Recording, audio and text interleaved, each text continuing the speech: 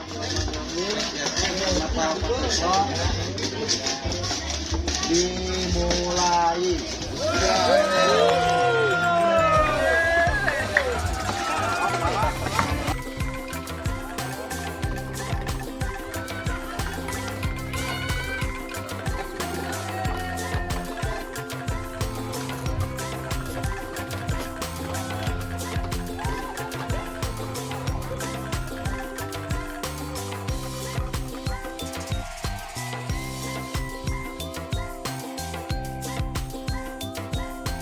Ya, Pateklok Kaulinan zaman Barat.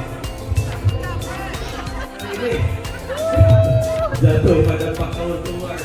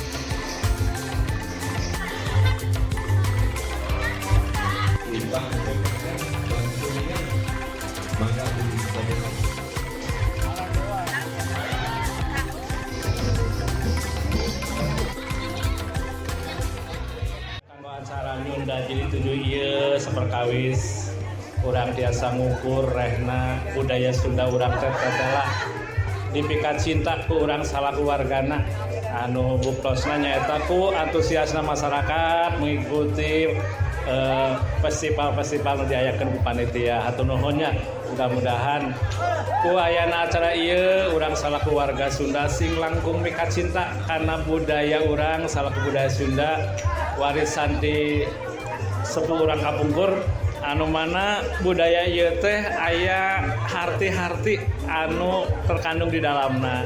Tah ieu kanggo pesekeun urang sadayana rehna budaya urang teh budaya anu luhur.